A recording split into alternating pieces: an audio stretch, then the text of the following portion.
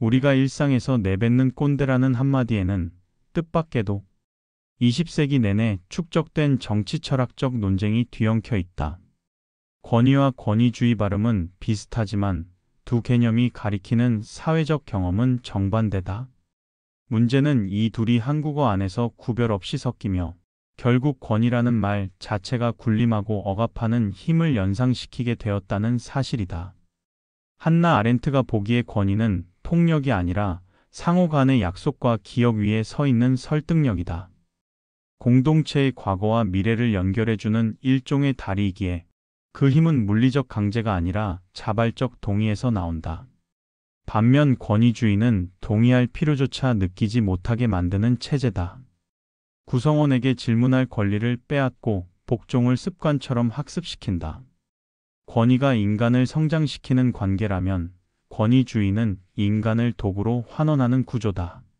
막스 베버는 권위의 근거를 전통 카리스마법 합리성으로 구분했지만 현대 한국 사회는 이 셋이 기형적으로 뒤섞였다. 나이 먹은 선배니까, 성과를 올린 스타니까, 규정이 그렇다니까 라는 서로 다른 정당화 논리가 한 몸뚱이로 작동한다. 그 결과 누군가를 설득하지 못하더라도 원래 다 그렇게 하는 거야 라는 한마디면 충분해진다. 정당성의 사라짐, 이것이 권위주의가 권위를 잠식한 첫 번째 징후다. 미셸 푸코는 이런 풍경을 규율사회라고 불렀다. 병원, 학교, 군, 대회사 같은 제도는 표면적으로는 돌봄과 교육, 국방과 생산을 담당하지만 내부적으로는 서열과 감시에 익숙한 몸을 길러낸다. 한국에서 꼰대가 특정 세대가 아니라 모두의 속내가 된 까닭도 여기에 있다. 우리는 어릴 적부터 단체 기합, 성적줄 세우기, 상사의 한마디 충고를 거치며 지배와 복종을 동시에 학습했다. 위에서 시키니까, 남들도 참았으니까 이런 수동적 정당화는 어느새 누구든 꼰대가 될 수 있는 조건이 되었다. 그러나 권위 자체가 악은 아니다. 정당한 권위는 사회가 합의한 원칙을 보존하고 집단적 경험을 다음 세대에 전승한다. 문제는 그 매개 방식이다. 설득과 대화, 책임과 모범이 사라진 자리에 명령과 강요만 남을 때 권위는 깡마른 권위주의로 변모한다. 마치 와인이 산소를 잃으면 식초가 되듯 관계를 잃은 권위는 폭력으로 쉬이 변질된다. 오늘 한국어에서 권위 있다는 표현이 불편하게 들린다면 그것은 우리가 정당한 권위를 일상에서 충분히 맛본 적 없기 때문이다. 존 듀이는 권위는 억압이 아니라 경험을 통해 성장하는 협력이라고 말했지만 학교와 직장은 여전히 답을 제시하고 복창시키는 방식에 머문다. 이렇게 형성된 권위의 공백은 곧바로 큰 소리 내는 사람에게 점거당한다. 폭넓은 지식이나 도덕적 책임 대신 카리스마와 확신만으로 무장한 목소리가 여론을 끌어당긴다. 더 큰 문제는 이러한 왜곡이 세대를 가리지 않는다는 점이다. 윗세대의 권위주의에 상처받은 2030세대가 조직과 온라인 커뮤니티에서 똑같이 말 안 듣는 후배를 다그친다. 권위주의가 하나의 문화 자본처럼 재생산되며 우리는 모두 피해자이자 가해자가 되는 기묘한 순환 구조에 갇힌다. 따라서 결론은 단순하다. 꼰대는 나이를 뜻하지 않는다. 그것은 권위와 권위주의가 뒤섞인 언어적 증상이며 우리 모두가 교정해야 할 관계의 오류다. 남은 장들은 그 오류가 어떻게 한국 사회 전반에 뿌리내렸고 왜 세대를 넘어 확장되었는지 그리고 어떻게 정당한 권위를 회복할 수 있는지 구체적으로 탐구할 것이다.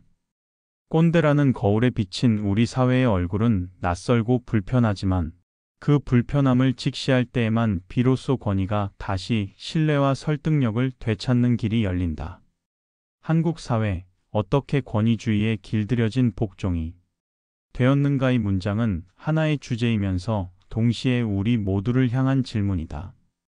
왜 우리는 윗사람 말이면 일단 따르고 보라는 말을 숨쉬듯 받아들이게 됐을까? 왜 대화가 막히면 원래 조직이 그래라는 한마디로 침묵이 정당화될까? 권위주의는 한국 사회의 특정 시대를 넘어 일상 감각으로 스며들었다.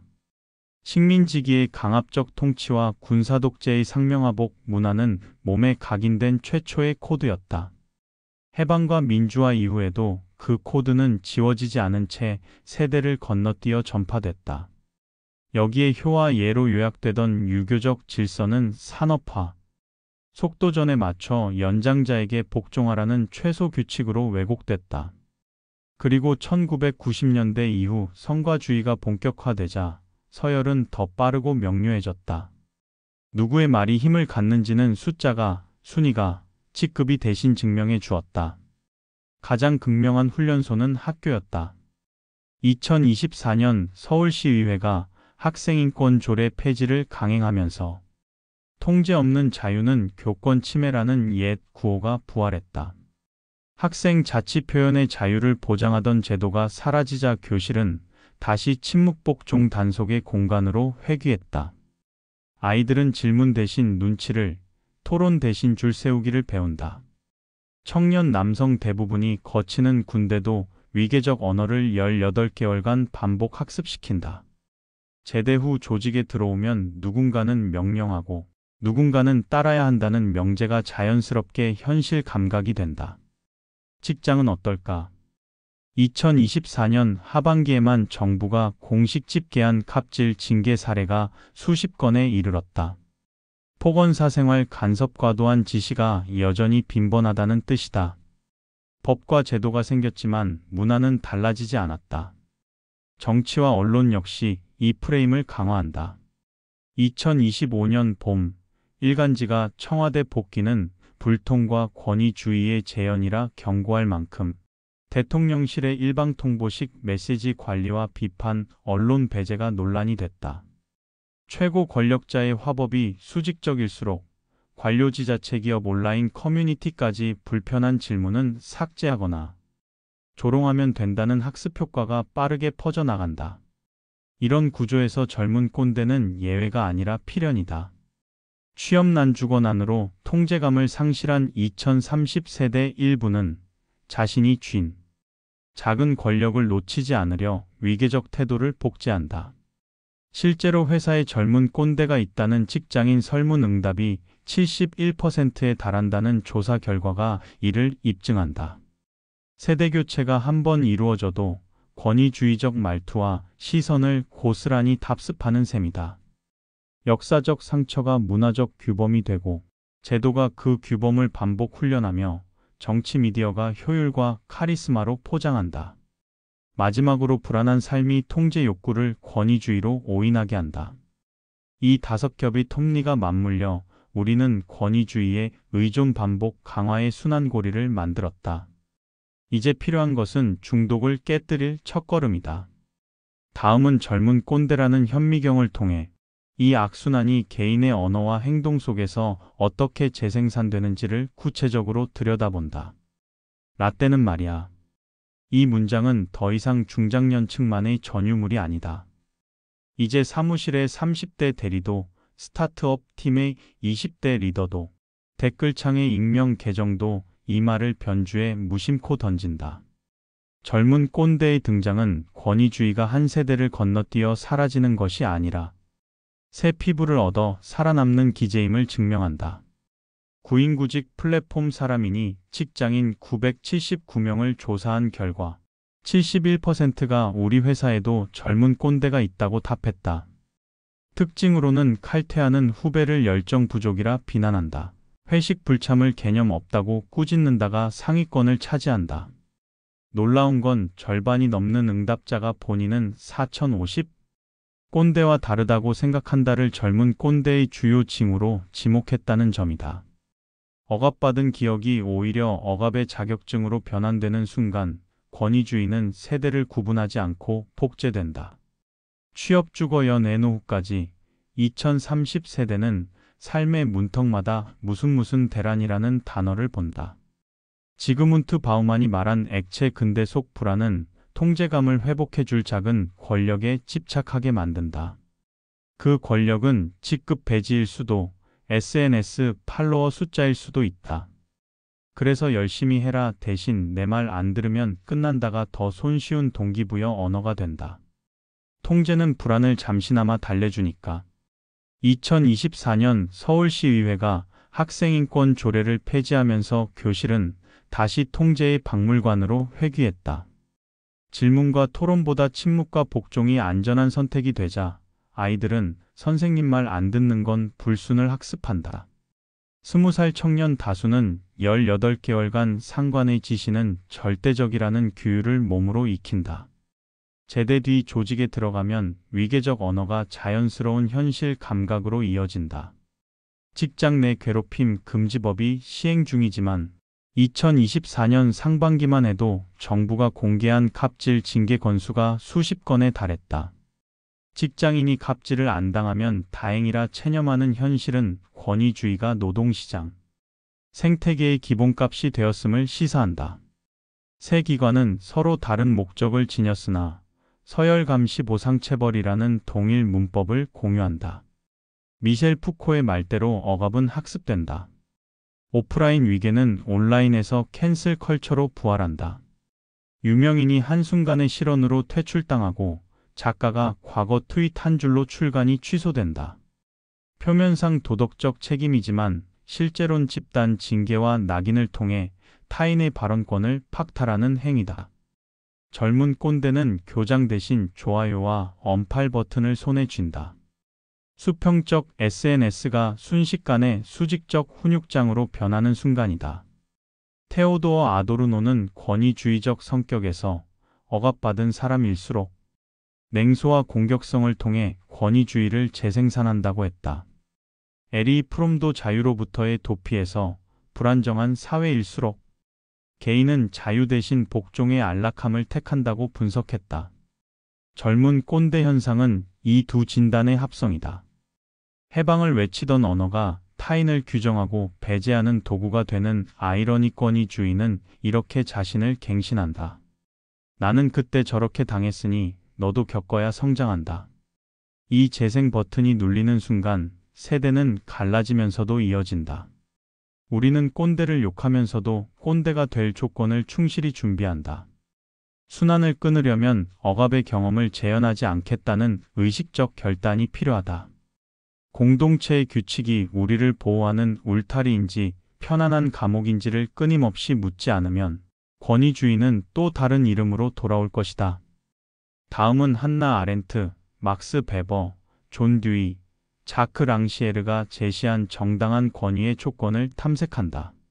젊은 꼰대를 직시한 지금 우리는 권위 없는 공동체가 아니라 폭력 없는 권위의 가능성을 찾아야 한다.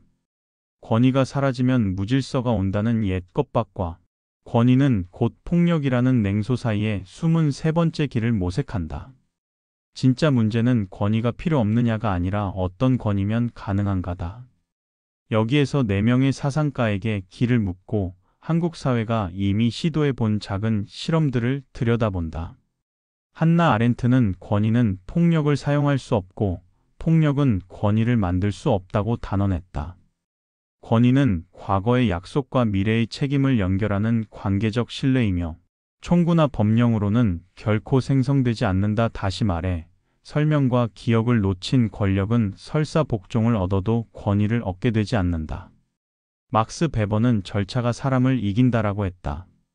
베버는 전통 카리스마 법적 마이너스 합리성의 세 권위 유형을 구분했다. 오늘의 민주사회가 지속 가능한 권위를 얻는 길은 카리스마를 줄이고 절차를 늘리는 것이다. 규칙이 사람보다 위에 설 때 복종은 강요가 아니라 제도에 대한 신뢰로 바뀐다. 존 듀이는 권위가 위에서 주어지는 완제품이 아니라고 보았다. 학교든 지역 공동체든 서로 질문하고 함께 해결책을 시도하는 경험 속에서만 권위가 태어난다. 토론과 실험이 막히면 교사는 경찰관이 되고 학생은 죄수가 된다. 무지한 스승에서 자크 랑시에르는 가르치는 자와 배우는 자는 애초에 지적 능력에서 평등하다고 선언했다. 권위는 더 많이 아는 사람의 독점물이 아니라 배움의 평등을 보장하는 관계에서만 의미를 갖는다. 강단 위 높이가 낮아질수록 교사의 말은 더 멀리 울린다. 그럼 한국 사회가 이미 실험한 폭력 없는 권위에 대해서 알아보자. 시민참여재판 시민배심제은 2008년 도입 이후 배심원이 판사와 동등한 존중을 받으며 평결에 참여하도록 설계됐다. 전통적 법원의 위엄이 시민의 판단력과 결합하면서 절차적 관계적 권위를 동시에 확보한다. 물론 아직 많은 보완점이 있지만 앞으로 발전시켜야 하는 제도이다. 또 신고리 56호기 원전 공론화 시민참여단이 있다. 471명의 무작위 시민이 수개 끝에 정부에 최종 권고안을 제출했고 행정부는 이를 수용했다. 권력은 내려놓았지만 결정은 더 강한 정당성을 얻었다. 최근 대통령 탄핵 사태도 있다. 계엄령 선언 후 시민 시위와 국회 3분의 2 가결이 결합해 헌법이 대통령의 권위를 되찾아왔다. 강한 사람이 아니라 강한 절차가 국가를 구했다는 점에서 막스 베버적 교훈을 남긴다. 한국 사회가 권위주의에 중독된 것은 권위 자체가 나빠서가 아니라 권위가 폭력으로 오염됐기 때문이다. 이제 우리가 상상해야 할 것은 권위를 버린 사회가 아니라 폭력 없이도 서 있는 권위다. 아렌트가 말한 설득의 힘, 베버가 강조한 절차의 힘, 듀이가 실험한 경험의 힘, 랑시에르가 열어둔 평등의 힘이 내 힘이 겹칠 때 꼰대는 유행어가 아니라 과거의 유물로 퇴장할 것이다. 그렇다면 비판을 넘어 실제로 어떻게 달라질 수 있는가를 물어보자. 권위주의를 끊겠다고 선언하는 것만으론 충분하지 않다. 신뢰할 만한 절차, 수평적 관계, 투명한 의사결정이 삶의 구석구석에 안착해야 한다. 그 출발선을 한국 사회 곳곳에서 찾을 수 있다. 서울시교육청은 2025년부터 모든 중고교의 독서 토론 기반 프로젝트 수업과 역지사지, 공존형 토론 수업을 단계적으로 의무화한다. 교사는 정답을 내려주는 대신 학생이 주제를 정하고 질문을 확장하도록 조력자로 서도록 설계했다. 이는 듀이가 말한 경험 속에서 길어올린 권위를 제도화한 첫 대규모 실험이다. 학생이 처음부터 의문을 제기할 권리를 배우면 성인이 되어 권위도 질문으로 시험할 수 있는 시민이 된다. 삼성전자는 2025년 정기 인사와 함께 원팀 HR 제도를 도입했다. 직급 대신 역할과 프로젝트 달성률로 평가하고 상향 피드백을 정식 인사 자료에 반영하겠다고 공표했다. 대기업이 연공 서열을 깨겠다고 공식 선언한 건 드문 일이다. 또한 게임 IT 업계를 중심으로 정신건강센터 직장 내 괴롭힘 모니터링을 의무화하는 흐름도 가속화됐다. 넷마블 네이버 등이 2024년에 도입한 심리상담 익명 신고제는 일방명령과 과로가 곧 권위라는 통념에 제동을 걸었다. 건강과 존중을 성과보다 먼저 놓는 문화가 자리 잡히면 권위는 복종이 아니라 돌봄과 책임으로 제정이 된다. 올해부터 산업단지공단은 국민 참여 예산을 연중상시로 받고 분기마다 심사에 바로 사업화한다. 예산 편성 단계에 일반 시민을 지속해서 끌어들여 예산 결정권의 일부를 공유하는 구조다. 중앙정부도 5월부터 예산 절감 아이디어 공모전을 열고 우수 제안을 실질적으로 반영하겠다고 약속했다. 막스 베버가 강조한 절차가 사람을 이긴다는 원칙이 입법 행정의 셀프 개혁으로 가시화되는 장면이다. 그리고 윤석열 대통령 정부 초기의 일방 브리핑 논란은 청와대식 권위주의 통치가 가져올 후폭풍을 보여줬다.